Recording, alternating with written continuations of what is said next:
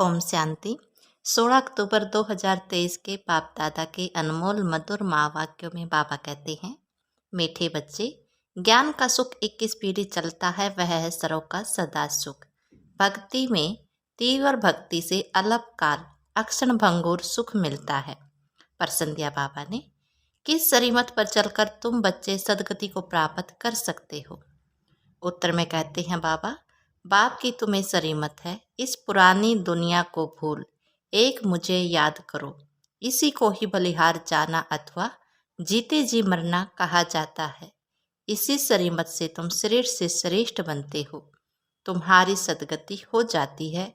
साकार मनुष्य मनुष्य को सदगति नहीं कर सकते, बाप ही सबकी सदगति का दाता है। गीतिया बाबा ने ओम नमः शिवाय। ओम शांति। बच्चों ने गीत सुना, गाया जाता है ऊंचे ते ऊंचा भगवान। अब भगवान का नाम तो मनुष्य मात्र नहीं जानते, भगत भगवान को नहीं जानते, जब तक कि भगवान आकर भक्तों को अपनी पहचान न दे। यह तो समझाया गया है ज्ञान और भक्ति।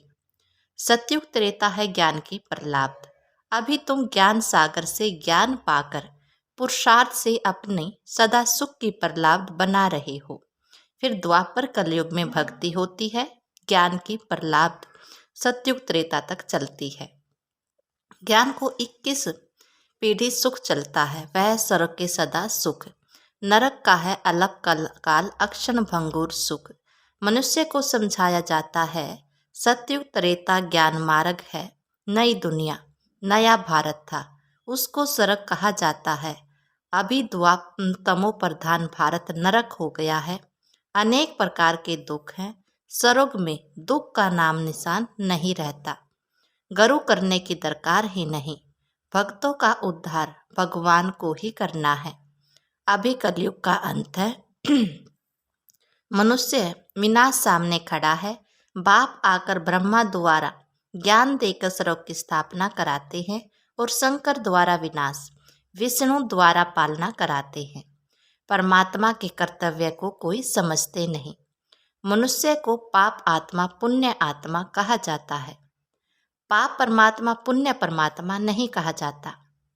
भारत को भी महात्मा को भी महान आत्मा कहेंगे, महान परमात्मा नहीं कहेंगे।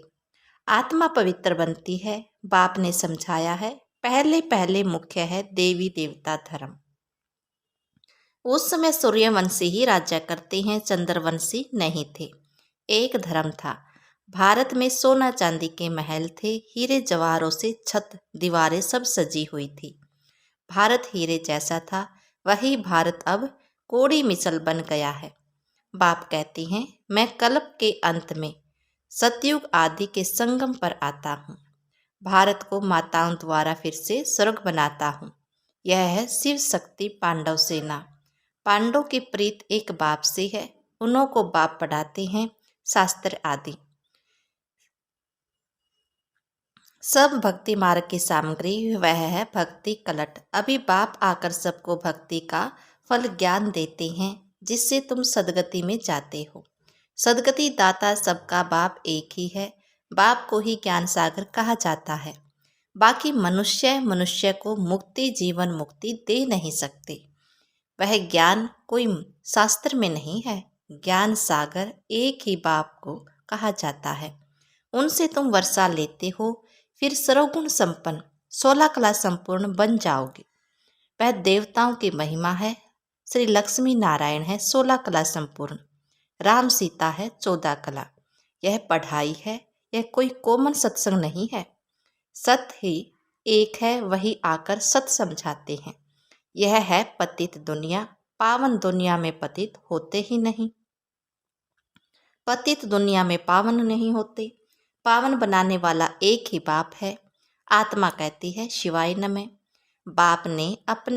आत्मा ने अपने बाप को कहा नमस्ते। अगर कोई कहते हैं शिव मेरे में है, तो फिर नमस्कार किसको करते? यह अज्ञान फैला हुआ है। अब तुम बच्चों को बाप त्रिकालदर्शी बनाते हैं। तुम जानते हो सब आत्माएं जहाँ रहती है, वह निवारण धाम स्वीट होम है। मुक्ति को तो सभी याद करते हैं जहाँ हम बाप के साथ रहते हैं। अभी तुम बाप को याद करते हो, सुख धाम में जाएंगे तो बाप को याद नहीं करेंगे। अभी है दुख धाम, सभी दुर्गति में है। नई दुनिया में भारत नया था, सुख धाम था, सूर्यवंशी चंद्रवंशी राज्य था। मनुष्य को तो यह पता ही नहीं। श्री लक्ष्मी नारायण और राधे कृष्ण का क्या कनेक्शन है? वह राजकुमार है और वह राजकुमारी है, अलग अलग राज्य के। ऐसे नहीं कि दोनों ही आपस में भाई बहन हैं। वह अलग अपनी राजधानी में थी। श्री कृष्ण अपनी राजधानी का राजकुमार था। उन्हों का स्वयंवर होता है तो श्री लक्ष्मी नारायण बनते हैं। सतयुग में हर चीज सुख देने वाली है और कलयुग में हर चीज दुख देने वाली है। सतयुग में किसी की अकाल मृत्यु नहीं होती है। तुम बच्चे जानते हो, हम अपने परम पिता परमात्मा बाप से सहज राजयोग सीख रहे हैं। नर से नारायण, नारी से लक्ष्मी बनने के लिए यह स्कूल है। उन सत्संगों में तो कोई अहम ऑब्जेक्ट नहीं होती। वेद शास्त्र आदि सुनाते रहते हैं। बाप के द्वारा तुम इस मनुष्य सृष्टि को अब जान गए हो। बाप को ही नॉलेजफुल, ब्लिसफुल, रहमदिल कहा जाता है। गाते हैं, ओ बाबा आकर रहम करो। हेवनली गॉड फादर ही आकर हेवन स्थापन करते हैं संगम पर। हेवनली में बहुत थोड़े मनुष्य होते हैं, बाकी इतने सभी कहाँ जाएंगे? बाप सभी को मुक्ति धाम में ले जाते हैं। स्वर्ग में सिर्फ भारत ही था, फिर भी भारत ही रहेगा। भारत सचखंड यहाँ गाया हुआ है। अभी तो भारत कंगाल बन गया है, पैसे पैसे के लिए भीख मांगते रहते हैं। भारत हीरे जैसा था, अभी कोड़ी मिसल है। यह ड्रामा के राज को समझना है। तुम रचिता बाप को और उनकी रचना के आदि मध्य अंत को जानते हो। मनुष्य गाते भी हैं वंदे मातरम, परंतु वंदना पवित्रता की जाती है। परमात्मा ही आकर वंदे मातरम कहना शुरू करते हैं। शिव बाबा ने ही आकर कहा है, नारी स्वर्ग के द्वार है। शक्ति सेना है ना, यह स्वर्ग का राज्य दिलाने वाली है, जिसको ही वर्ल्ड ऑलमाइटी अथॉरिटी राज्य कहा जाता है। तुम शक्तियों ने स्वराज्य स्थापन किया था, अब फिर से स्थापन हो रहा है। राम राज्य कहा जाता है सतयुग को, अभी भी कहते हैं राम राज्य हो, परंतु वह कोई मनुष्य तो कर न सके। इन कारपोलियल वर्ल्ड ही आकर पढ़ाते हैं, इन कारपोलियल गॉड फादर ही आकर पढ़ाते हैं। उनको भी जरूर शरीर चाहिए, जरूर ब्रह्मा तन में आना पड़े। शिव बाबा को तुम सब आत्माओं का बाप है। प्रजापिता भी गाया हुआ है, पिता तो बाप ठहरा ना। ब्रह्मा को ग्रेट ग्रेट ग्रैंड फादर कहा जाता है। आदि देव और आदि देवी दोनों बैठे हैं, तपस्या कर रहे हैं। तुम भी तपस्या कर रहे हो। यह है राजयोग। सन्यासियों का है हठ योग, वह कभी राजयोग सिखला नहीं सकते। गीता आदि जो भी शास्त्र है वह सब है भक्ति मार्ग की सामग्री, पढ़ते आए हैं, परंतु तमो प्रधान बन गए हैं। यह वही महाभारत लड़ाई है जिससे विनाश होना है। साइंस कोई वेदों में नहीं है, उनमें तो ज्ञान की बातें हैं। यह साइंस बुद्धि का चमत्कार है, जो इन्वेंशन निकालते रहते हैं, विमान आदि बनाते हैं सुख के लिए, फिर पिछाड़ी में इनके द्वारा ही विनाश होता है। यह सुख का हुनर भारत में ही रह जाएगा, दुख का हुनर मारने आदि का खल्लास हो जाएगा। साइंस का अकल चला जाता है। यह बॉम्ब्स आदि कल पहले भी बने थे। पतित दुनिया का विनाश, फिर नई दुनिया की स्थापना होती है। बाप कहते हैं, तुमने 84 जन्म पूरे किए हैं, अब इस देह का अहंकार छोड़ मुझ बाप को याद करो, तो याद की योग अग्नि से विक्रम विनाश होंगे। रावण ने तुम्हें बहुत विक्रम कराए हैं।